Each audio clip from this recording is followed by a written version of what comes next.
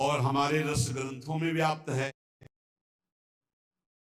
देखो, राधा नाम तो वृंदावन में व्याप्त है और हमारे रस ग्रंथों में व्याप्त है।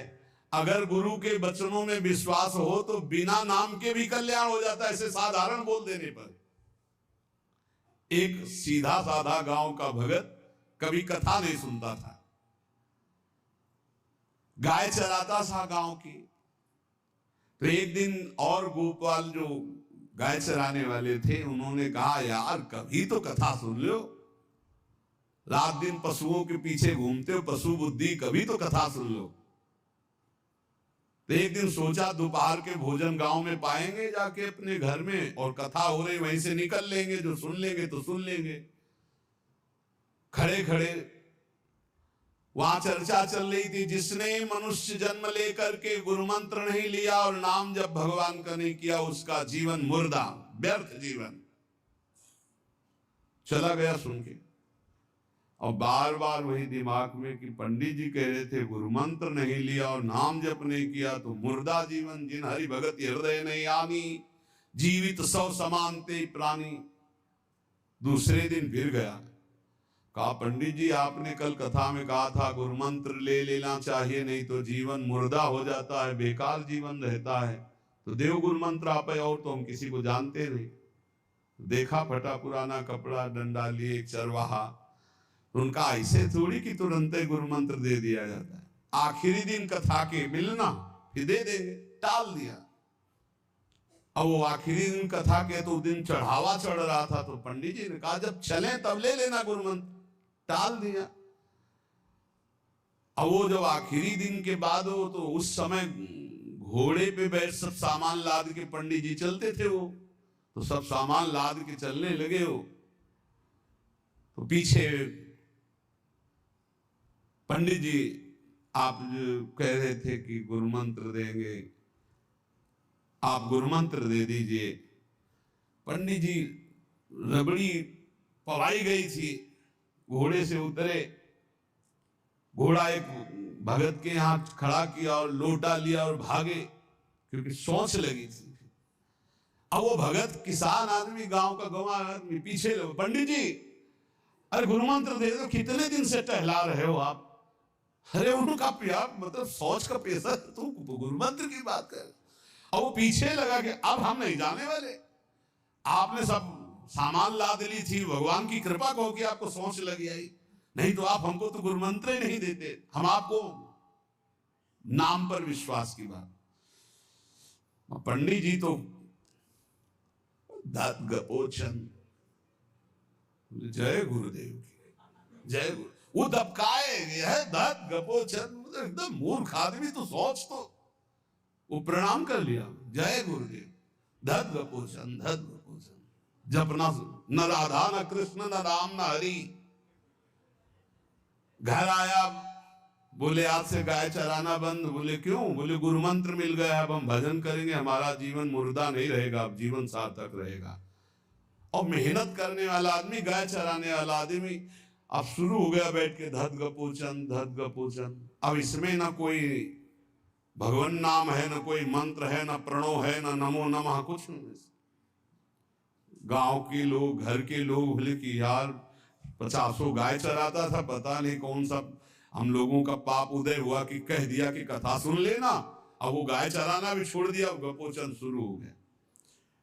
अब उसकी ऐसी लगन लगी, सहज सरल भोले जो होते हैं ना, हरिवंश महाप्रभु कह रहे हैं, मुनि मन ध्यान धरत नहीं पावत, करत विनोद संग बालक भट, दास अनन्य भजन रस कारण, जैसे हित हरिवंश प्रगट लीलान। लालजू महाराज बड़े बड़े मुनियों के ध्यान में नहीं आने वाले, बड़े विनोदी। रुक्मिणी जी से कहा तैयार हो, भगत के दर्शन करने चलना है। रुक्मिणी जी ने कहा बहुत दिनों बाद आज आपको किसी भक्ति की याद आई, प्रभु जरूर कोई महाभागवत होगा, हम चलते हैं। बोले बहुत विचित्र महाभागवत। चले, साधारण वेश में चलना है। जब गांव में गए, उस भगवान तो सर्वज्ञ ही है, उसके घर के दरवाजे में बैठ गए और रुक्मिणी जी से कहा कि पहले तुम मिल के आओ भगत के, फिर हम मिलेंगे। रुक्मिणी जी ने कहा हाँ ये उत्तम बात है, पहले हम उनको दर्शन दे के और दर्शन करके आती है। तो आंख मूंदे से न खाना न पीना धद गपोचन। रुक्मिणी जी का ये कौन सा नाम भगवान का, न विष्णु शास्त्र नाम में है न गोपाल शास्त्र नाम में है, और कहीं हमने पढ़ा नहीं, ये कौन सा भजन कर रहा है। कहे किसका भजन कर रहे हो, चुप रहा। फिर किसका भजन कर, 2-3 बार तो गुस्सा के आंख खोला, देखा कोई स्थित बोले तुम्हारे खसम का भजन कर रहे हैं, और किसका कर रहे हैं। वो रुक्मिणी जी आ गई, बोले बहुत जानकार भगत है प्रभु द्वारिकाधीश से कहा बहुत जानकार भगत है। बोले क्यों, बोले हमने कहा कि किसका भजन कर रहे हो, देखो हम इतना छुप के गई थी लेकिन वो पहचान गए, वो कह रहे तुम्हारे खसम का भजन कर रहे थे। अब भगवान ने कहा हाँ तभी तो हम आए भगत जोड़कर। बोले प्रभु आप दर्शन बाद में करना, जाके पहले हमारा प्रश्न का उत्तर दे दो कि आपके विष्णु शास्त्र नाम गोपाल शास्त्र नाम बहुत से नाम है, ये नाम तो हमने कभी नहीं सुना। भगवान ने कहा ये नाम हमको तो बहुत प्यारा है। बोले आपको कब, मतलब ये कब कैसे नाम रखा गया। बोले बहुत प्यारा है, हमारा ब्रज का रखा हुआ नाम है, ब्रज में मैया ने रखा था। कैसे रखा था। बोले एक दिन मैं माखन चोरी कर रहा था, सखा के कांधे पर खड़ा हुआ, ऊपर माट में हाथ डालकर मक्खन पूरा ऐसे खाता जाता, सखा को पवाता जाता।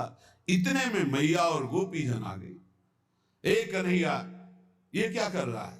अब हमने देखा कि फंस गए। हमने कहा कि मैया हमें बहुत भूख लगी थी और देखा कि इसमें चींटी चढ़ी हुई है, तो हम चींटी निकाल रहे थे। तो बोले चींटी कैसे निकाले थे, यहां पूरा हाथ सना हुआ है तुम्हारा चींटी। बोले अरे भैया तू बावरी, जब चींटी को ऐसे निकालने करते वो अंदर चली जाती तो खबो खबो के निकाले, इसलिए ऐसा इतना हाथ हो। बोले यहाँ मुंह में भी जब तुम्हारे मक्खन लगा, एक मक्खी बार बार उड़ रही थी तो हम ऐसे मारा तो पूरा मुंह में मक्खन लगा। भैया ने कहा धत गपोचर। बोले ये उस समय का नाम रखा हुआ है, मेरा बाल गोविंद में जब मैया ने रखा था मक्खन चोरी के समय उस। अब आप विचार करके देखो, भगवान का साक्षात्कार गुरु वचनों पर विश्वास होने पर साधारण शब्द बोला तो भगवान तो सर्वलोक महेश्वर सर्वज्ञ, उनके सब अक्षर जैसे हर अक्षर में आ विराजमान है, का खा गा घा आ, ऐसे ही सब अक्षरों में ब्रह्म विराजमान है।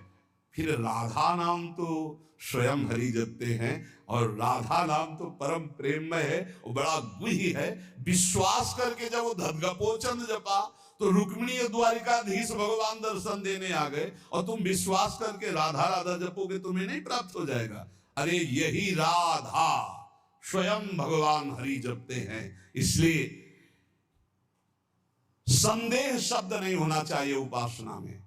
जो गुरु ने उपासना दी उसमें संदेह नहीं होना चाहिए। और 5वां, इस 8वें सूत्र में 5वां, असूया, दूसरों के गुणों में दोष देखना, चुगली करना और ईर्ष्या, इनसे बहुत दूर रहना चाहिए उपासक को। ईर्ष्या बहुत बुरी है। कंचन तजना सहज है, सहज तिया का नेह मान बड़ाई, ईर्ष्या दुर्लभ तजनाए।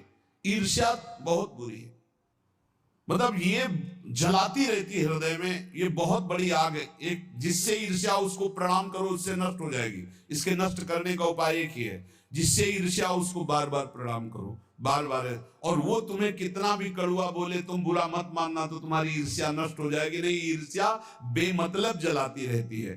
और किसी के गुणों में दोष ना देखे, किसी की चुगली ना करे।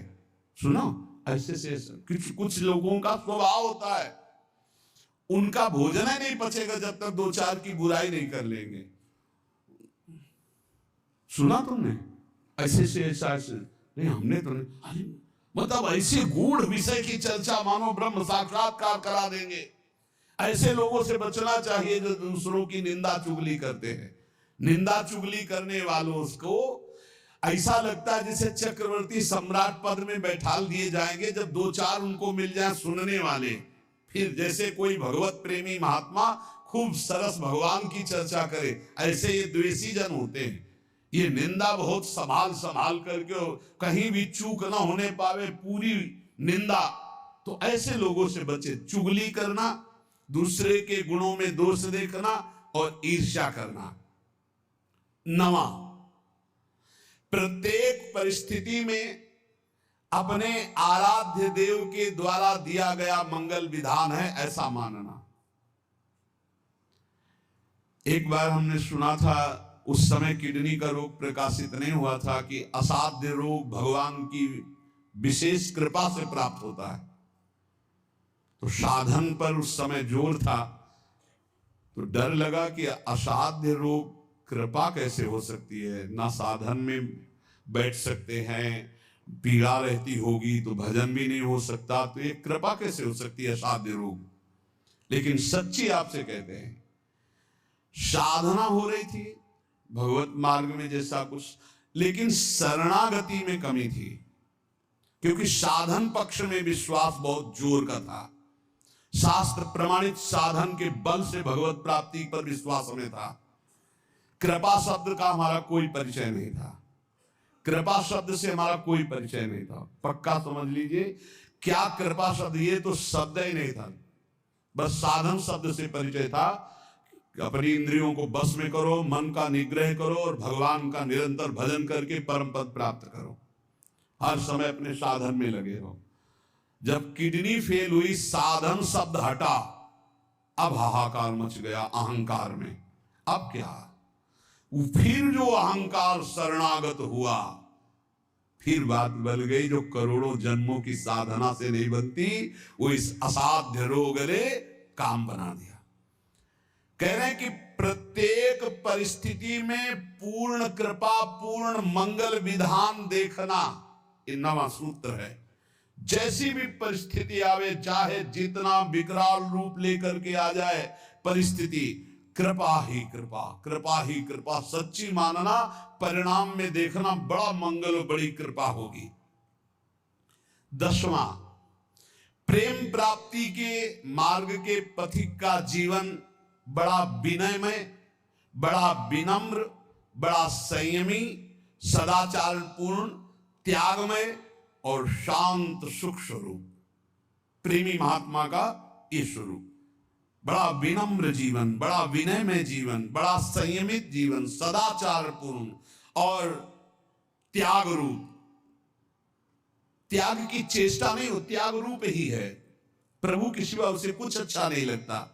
कुटुंब देहते जाए छूट सब ही विधि ना तो। और अद्भुत शांति, अद्भुत शांति, कोई भी द्वंद आ जाए उसे अशांत नहीं कर सकता। 11वां, श्री राधा माधव के नित्य नूतन परमानंद प्रदान करने वाले पदों का गायन, उनकी सेवा, उनके प्रेमी जनों के दर्शन संभाषण, तब ऐसे प्रेमानंद की तरंगे हृदय में उछलती रहती है, जिससे लीला रस में उसका प्रवेश हो जाता है। तब उसका लीला रस में प्रवेश हो जाता है। जीवन भर हमारा एक ही कार्य है साधना का, मय्येव मन आधत्स्व मयि बुद्धि निवेश है। प्रियालाल में मन लगाना है, प्रियालाल में बुद्धि लगानी। बुद्धि का काम है निश्चय करना, मन का काम है संकल्प विकल्प करना। अब निश्चय तो हमारा दृढ़ हो गया कि प्रियालाल ही हमारे हैं, निश्चय हो गया कि सुख है प्रियालाल में, बस ये झूठे संसार में नहीं। अब संकल्प विकल्प करने वाले मन को रूप की प्रियालाल के नाम में, रूप में, लीला में, धाम में लगाना है। श्री भगवत ऋषि जी महाराज कह रहे हैं, हम शिष्य श्यामा श्याम के गुरु, हम श्यामा श्याम। बड़ी ऊंची स्थिति की बात कह रहे हैं। ये तभी होती जब हमारा मन और बुद्धि का निश्चय केवल श्यामा श्याम में है। देखो, ये गुरु शिष्य का संबंध, प्रियालाल से संबंध दृढ़ होने के लिए है। वही श्यामा श्याम अपने स्वरूप का प्रकाश करने के लिए, प्रेम का प्रकाश करने के लिए, मार्ग का ज्ञान कराने के लिए गुरु रूप में विराजमान होते, और कोई दूसरा नहीं। गुरु गोविंद न भेद कराए। लेकिन यह बाहरी व्यवहार का क्षेत्र नहीं गुरु शिष्य का, ये शुद्ध परमार्थ का संबंध है। इसमें लौकिकता की गंध भी नहीं है। इसीलिए कह रहे हम शिष्य श्यामा श्याम के, गुरु हम श्यामा श्याम। ओत प्रोतर्पण कियो निज मन तन धन धाम। निज मन तन धन धाम निरंतर अंतर नाही। निश दिन दुख सुख संग असुचि सुचि घर बन माही। नश्वर नेह निमित्त देह नाते सो उपशम।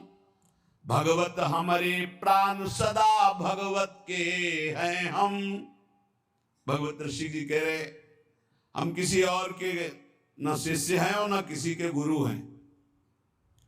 हम देहाभिमानी गुरु चेला नहीं है। चेला का हुके नहीं, गुरु का हुके ना है। सखी लड़ैती लाल की रहत महल के माहे। राय महल के माई टहल सब करे निरंतर। दंपति अत्य कुलाय पलक कहूं पर जो अंतर। भगवत भगवत कहां करे नहीं, हम बिनु केला ताते हम परिहरे देह मानी गुरु चेला। ये देह मानी संबंध नहीं है। आध्यात्मिक संबंध का आधार है गुरु भाव। ये देह भाव वाला संबंध नहीं कि जैसे भाई बहन और रिश्ते नाते ऐसे गुरु भी बना लिए। ये सिर्फ अध्यात्म का संबंध है। प्रायः देह भाव में ही स्थित होकर के देह भाव को ही गुरु मान लिया जाता है। नहीं, ये देह भाव का नाश करने के लिए संबंध है गुरु शिष्य का।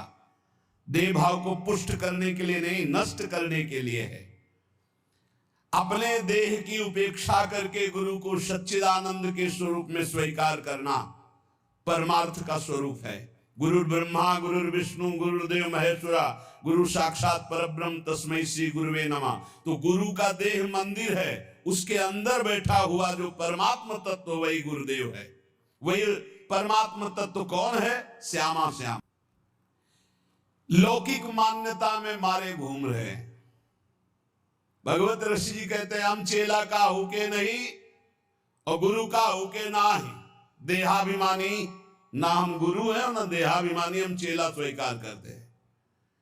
हम सखी लड़ैती लाल के रहत महल के माही। रह महल के माई टहल सब करे निरंतर। रात दिन अपनी प्यारी जो की सेवा में रहते। अगर पलक भर की ओट हो जाए तो कहां है भगवत रसिक, कहां है भगवत रसिक। भगवत भगवत अकुलाकर पुकारने लगते हैं। भगवत भगवत कहां करें नहीं, हम बिन केला। हमारे बिना वो केल ही नहीं करते। ताते हम परिहरे देह मानी गुरु चेला। आज जो है संसार में यही फैल रहा है। जैसे और संबंध ऐसे गुरु संबंध बना ली। गुरु संबंध केवल अध्यात्म के लिए, भगवत प्राप्ति के लिए, ऐसा नहीं। अंधे का हाथ पकड़कर चलने वाला अंधा दोनों कुएं में गिरते, दोनों मार्ग भटक जाते हैं। हमारा गुरु संबंध केवल अध्यात्म के लिए, अध्यात्म भगवत प्राप्ति श्यामा श्याम के लिए।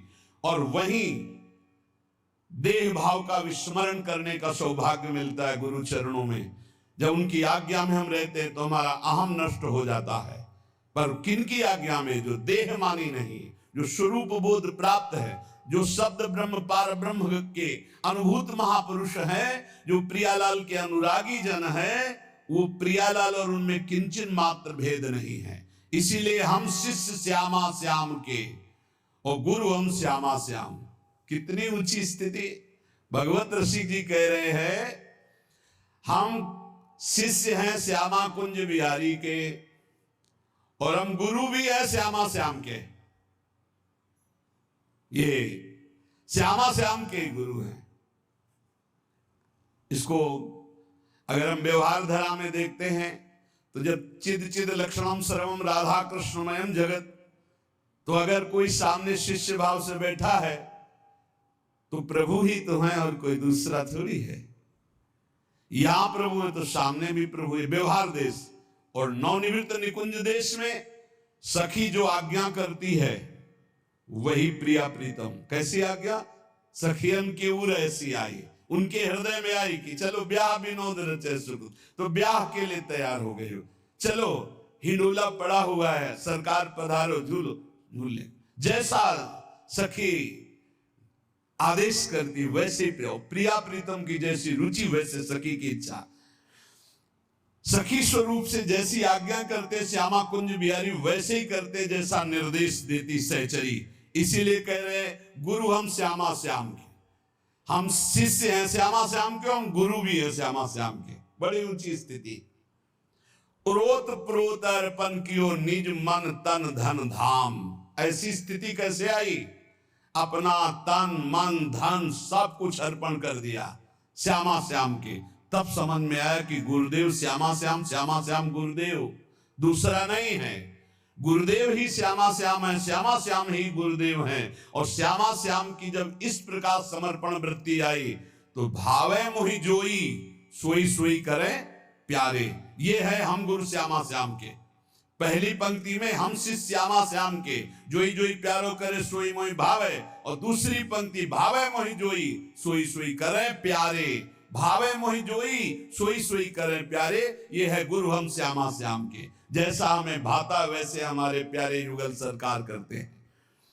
अपने तन मन धन धाम सबका विस्मरण करके एकमात्र श्यामा कुंज विहारी में तन्मय हो जाना, यही गुरु शिष्य के संबंध का स्वरूप है। कोई भेद नहीं रहा, अभेद हो गए। यहां श्यामा श्याम, सामने श्यामा श्याम, आंख मूंदो तो श्यामा श्याम, आंख खोलो तो श्यामा श्याम। ऐसा प्रेम स्वरूप जब जागृत होता है तो कह रहे निशिदिन दुख सुख संग असुच सुच घर बन माही। अब शरीर दुख में है या सुख में, शरीर अपवित्र है या पवित्र है, शरीर घर में है या वन में, कोई फर्क नहीं पड़ता। अपवित्र है या पवित्र, कोई फर्क नहीं पड़ता। ये सब प्रारंभिक बातें हैं। पवित्रता अपवित्रता, शरीर शौच में बैठा हुआ, मन लीला में डूबा हुआ है, सामने प्रिया प्रीतम विराजमान है। अब वहां पवित्रता पवित्रता का क्या, कैसे जालोगे इन बातों को? कह रहे निशिदिन दुख सुख संग असुच सुच घर बन माही। अब नश्वर नेह निमित्त देह नाते सो उपसम। ये नश्वर आसक्ति का कारण जो शरीर धर्म है, शरीर संबंध है, शरीर भोग है, इनका जो पूर्ण रूप से त्याग कर देता है वही इस स्थिति को प्राप्त होता है। अब हमारे श्यामा कुंज बिहारी प्राण धन सर्वस्व है, सर्वस्व है। वही हमारे शिष्य हैं, वही हमारे गुरु हैं, वही हमारे जीवन है, वही हमारे प्राण हैं। यहां कह रहे कि केवल बुद्धि रात दिन श्यामा श्याम का है विचार करे। पहला जीवन का चरम लक्ष्य भगवत प्रेम, भगवत प्राप्ति।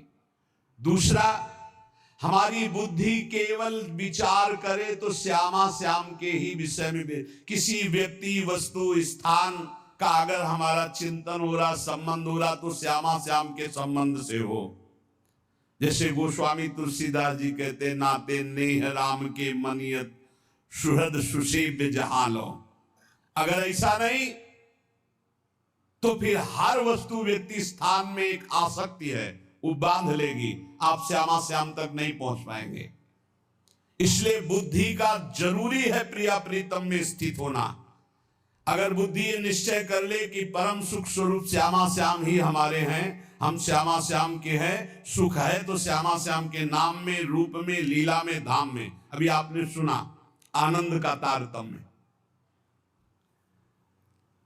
तीसरा, इसलिए अपने जीवन को महाप्रेम में बनाने के लिए जो आप सत्संग में श्रवण करते हैं, ये बड़े सौभाग्य से श्रवण कथन का हमें प्रभु ने अवसर दिया है। हम इसे व्यर्थ न जाने दें। बार बार मनन करो, देखो भगवान की इतनी कृपा हो गई। ये यंत्र मोबाइल आदि जो है, अगर इनका सही प्रयोग करे तो ये बहुत सहायक है। एक बार सत्संग हो गया, जो पकड़ पाए नहीं, हम 10 बार सुनेंगे तब तो हम पकड़ लेंगे। तो 10 बार कैसे सुनते? अगर ये मोबाइल ना होते, ये यंत्र ना होते तो हम कैसे सुनते? बड़ी कृपा भगवान ने की। जैसे जैसे कलयुग हमारी स्मृति का अपहरण कर रहा है, तो भगवान के द्वारा प्रेरित होकर विज्ञान भी वैसी सहायता कर रहा है कि एक बार का सत्संग हमें पकड़ में नहीं आया तो हम 10 बार मोबाइल से सुन सकते हैं। बस हर चीज में गुण दोष है, तो मोबाइल के दोष को स्वीकार न करें। प्रपंच देखना, गंदी बातें देखना सुनना अगर शुरू कर दो तो दिन भर ही उसी में लग जाएगा। मतलब की बात देखो, संत महापुरुषों के सत्संग को सुनो और उसका मनन करो, उसको अपने आचरण में उतारो और एक क्षण भी नाम से विलग न रहो। जीवन का परम लाभ। शेष चर्चा आगे। श्री राधा वल्लभ लाल।